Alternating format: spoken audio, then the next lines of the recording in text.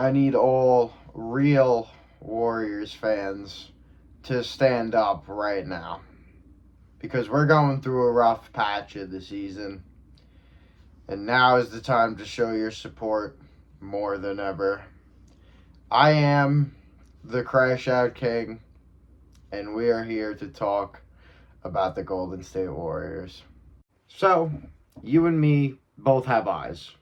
We know that the Golden State Warriors can't execute at all to save their lives right now. And we are losing games we should be blowing out. It's a damn shame. It really is. Now, here's the thing.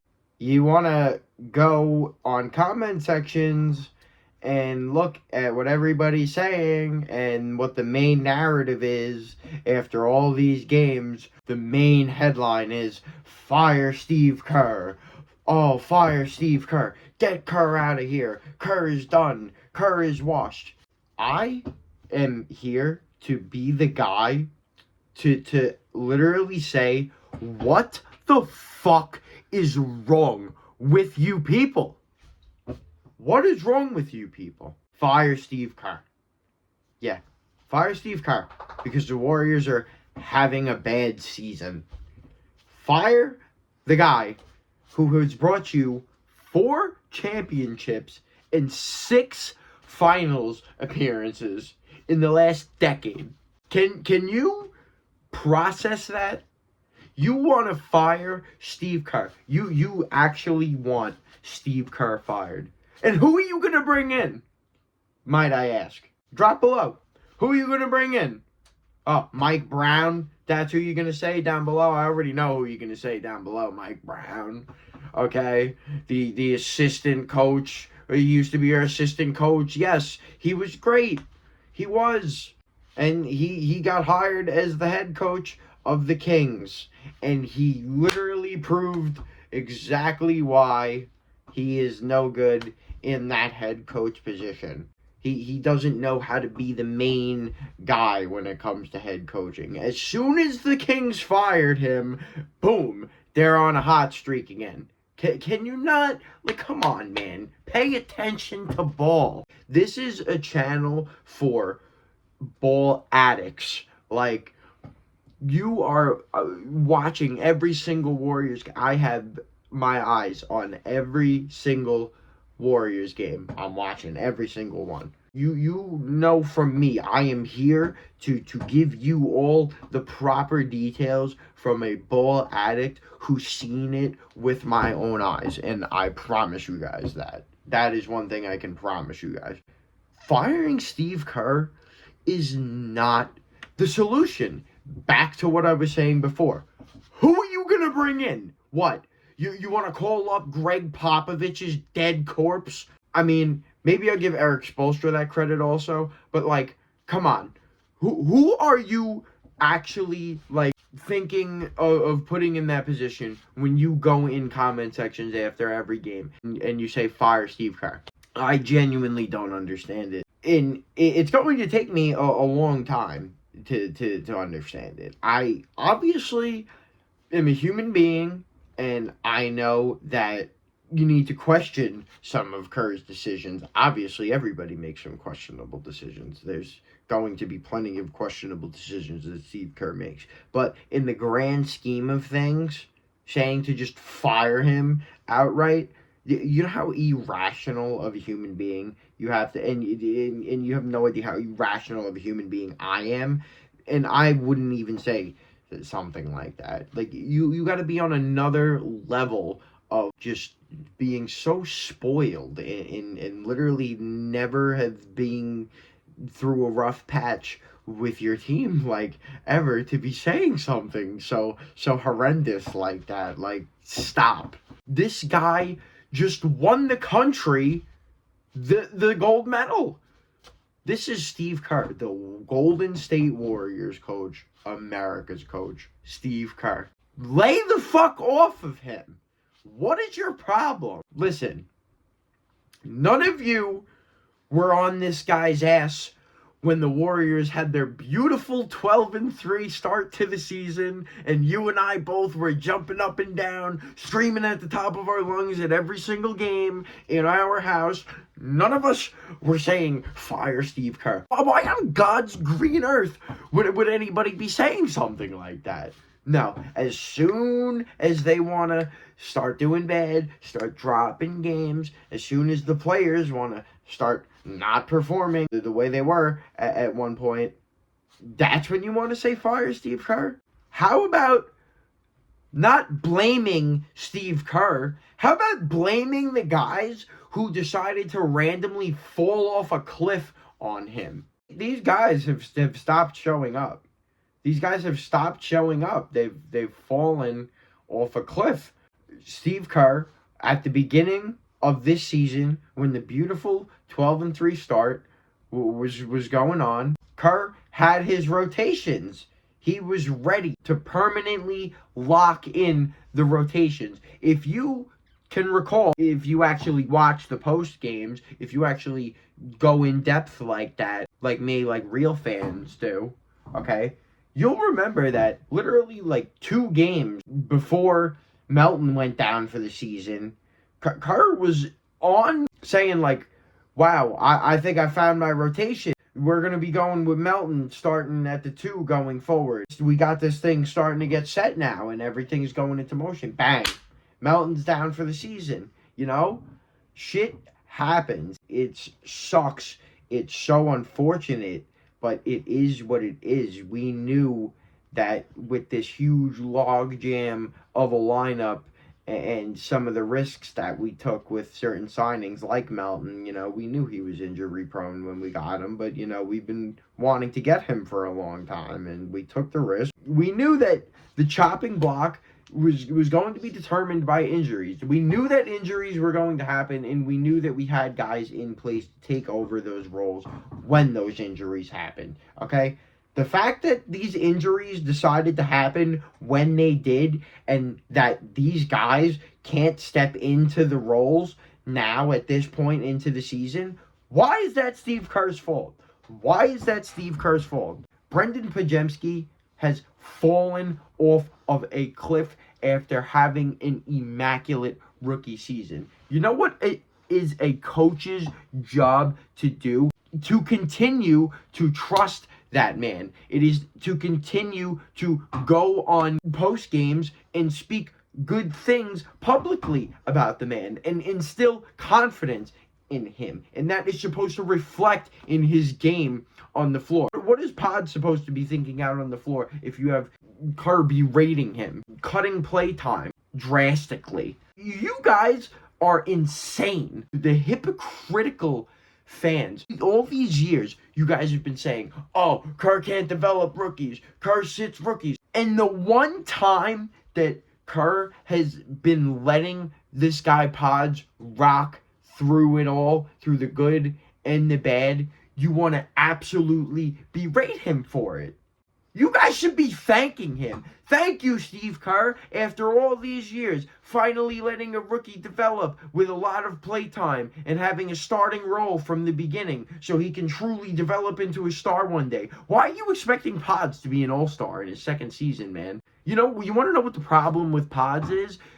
I'm going to be making a whole entire video about this, but let me just throw this in real quick. The whole entire problem with Pods is the pressure and the expectation that has been put on him by the media and you insane fans. You want to blame him for players falling off a cliff. I don't know what's wrong with you. I don't know what's wrong with you guys. A whole other angle that I have on this is during this 12-3 start of the season, we didn't have the cum bucket version of Kuminga. I don't know if anybody else noticed or wants to admit or anything. Kuminga's beginning of the season was nothing compared to what made me love him so much at the end of last season. He's finally falling back into that now. It gets injured as soon as that happens, but I digress. The beginning of the season where we had that 12-3 start, Kuminga really wasn't playing too hot. And I'm not, listen, I think Kuminga is the future of this team. So don't think that I'm trying to throw some type of side angle in there that the team plays better without Kuminga or something, because that's fucking insane. He is the future. It's just another reason that you should trust and still love your fucking awesome coach that is Steve Kerr. He was coaching this team to a 12-3 start when Kuminga, our number 2 guy going into the season, wasn't even playing that good. What do you have to say about that? Another thing absolutely nobody is keeping in mind right now is that this is Steve Kerr's first year coaching this team without Klay Thompson. One of the essential parts of what the Golden State Warriors have been for Steve Kerr's entire tenure coaching this team. I don't think some of you guys realize the magnitude of what it's like going to having your entire playbook based around 3 guys that you have on your team to entirely having to reset that and come up with something new over the course of a single off season. Do you realize how insanely hard that must be for Steve Kerr? He doesn't necessarily have a guy that can step directly into the shoes that Klay Thompson was in his prime. And as soon as we got somebody who was able to show shades of that, we immediately lost them for the season. Yes, I'm talking about the Anthony Melton. There will be a video made about how losing him is way bigger than any of you casuals realize. Steve Kerr is just getting screwed over left and right. Okay? I am not throwing shots at Mike Dunleavy Jr. right now by any means, but this is what he has provided Kerr with. Okay? Let me be real. If you guys want somebody to be mad at, I don't think that you should be, but if there's anybody that you want to be mad at, I'd be directing your attention at Dunleavy Jr. because this is the roster that he gave to Steve Kerr. This is what Kerr has to work with. He's had amazing rosters to work with pretty much every year. There's exceptions, but pretty much every year, during the Bob Myers era. And you're not giving Kerr enough credit. You're just really not. I know what you're going to say, too. Like, oh, that means Kerr can't coach a team. He just needs great players to go out there and he could just sit and watch them play. Like, no, that's not what coaching is. Like, there's so much more that goes into coaching. Kerr has a relationship with these guys. Kerr knows how to push these guys' buttons. He knows them in and out. He knows them on and off the court. Steve Kerr has been a part of basketball for his entire life. Do you people have any idea that Steve Kerr was on the Bulls teams back in the day alongside Michael Jordan? Not only has this man been involved in coaching for the longest time, he has went into coaching from having an NBA career himself and being one of the greatest three-point shooters of his time. This man has seen every single era of basketball, and he knows how to adapt his coaching style and his game into whatever era of basketball that is currently going on, because he has literally fucking seen it all. His whole entire life has been basketball, and you are trying to get this man fired. What is wrong with you? I don't understand. Get it through your head. There's nobody better that you can bring in other than Steve Kerr. I understand. We're doing horrible. It sucks. The team is bad. The first guy you can blame is the coach. No, stop. Don't be like Lakers fans. Don't be those people, okay? We're not those people, all right?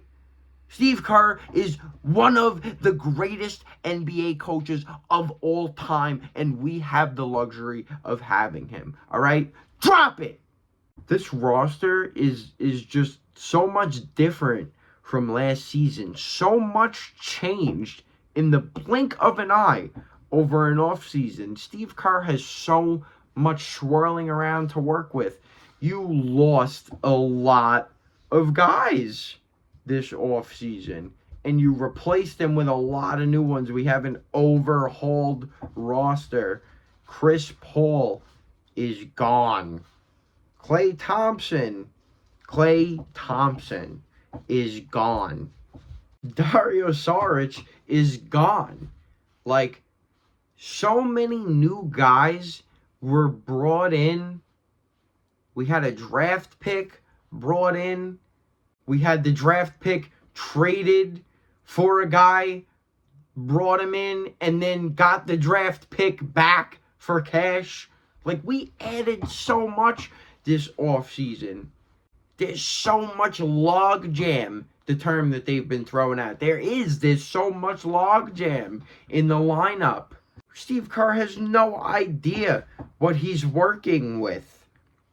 At the beginning of the season, everybody was buying in to the 13-man rotation thing. Everybody was playing their part. Everybody was buying in. It's not Steve Kerr's fault that injuries happen. Everybody's mental went down. Chemistry down. Things are happening. Momentum's changing. It's not Steve Kerr's fault. Everybody just needs to have a little patience. Please. Everybody just needs to have a little bit of patience. I know we're going through a rough patch right now. It's going to be okay. Eventually. That's what being a sports fan is all about. So, get a little bit of discipline, all right? And know that when your team sucks, hey, it'll be okay one day. It may be tomorrow, may be a week, a few months, a year, could be 5, could be 10. You stay loyal, motherfucker. It'll be rewarded eventually. In your lifetime. Appreciate Steve Kerr while he's still here. Please. Because I have a strange feeling our next coach could be a fucking travesty. Alright? What are you going to say when that happens? What happens if a new coach comes in and we still continue to lose? What happens if they do fire Steve Kerr, hire Mike Brown, and we still continue to lose? What are you going to say then? What are you going to say then? This whole thing that people have going on with Steve Kerr doesn't give Steph Curry enough minutes. Steph Curry is in the last years of his prime, and Steve Kerr is holding him back. Steve Kerr does not give Steph Curry enough minutes. He's holding him back from getting his records. He's fucking up his legacy. Dude, do you have any clue what one of Steve Kerr's biggest jobs of his job is? Guess what?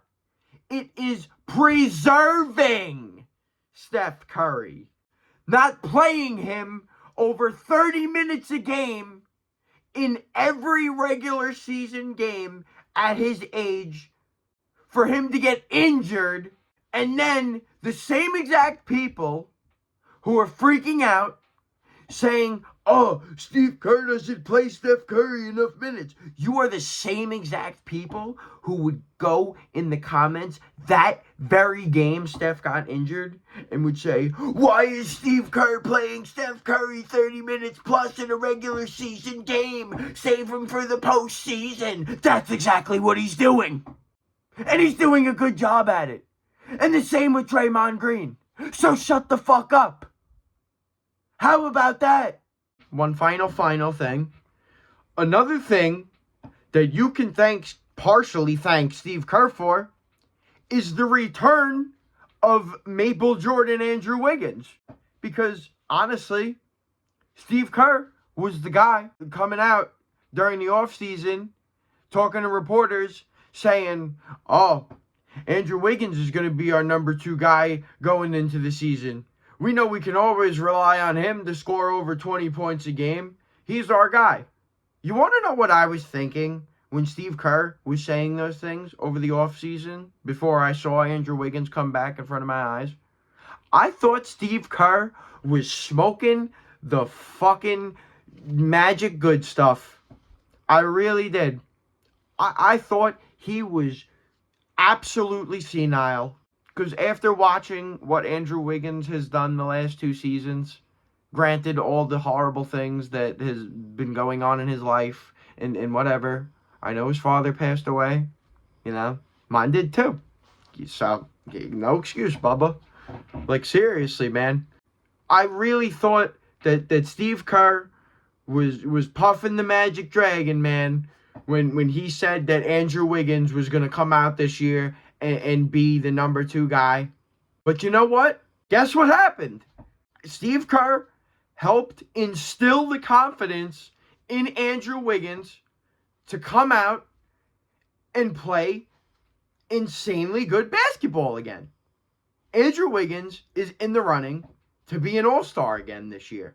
And you can partially thank Steve Kerr for coming out publicly and backing his guy, Andrew Wiggins, supporting him, and saying good things about him that instilled confidence in him going into this season, and he's playing amazing basketball.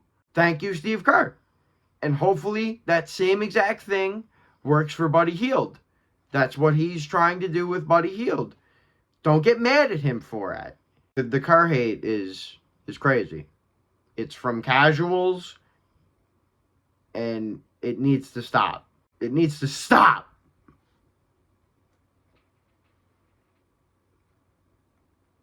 You better stop. Shit. You better stop it. You get it? Listen, at the end of the day, I know we're all unhappy right now. We're all worked up right now. We're going through a rough patch. This is what happens. The fans, they get pissed. Alright? I'm pissed too. But I feel like I'm pissed off about the right things. And I feel like you guys are pissed off about the wrong things. I want to let you know going into this channel that the Golden State Warriors, Steph Curry, Klay Thompson, and Draymond Green, and Steve Kerr, and Kevon Looney made me love basketball. I would not be the ball addict that I am if it wasn't for those guys. I'm getting emotional, like, talking about it, thinking about it. Like, I would have never found this in my life, this love and passion that I have for this sport, if it weren't for those previously mentioned men. And my loyalty lies with them no matter what. So if you're going to come here on bullshit, go in the comments and berate all you want. But this is a place for real Warriors fans who are going to stick with this team and stick with our guys no matter what. This is your safe place. This is the Crash Out King, and I'm going to see you guys going forward.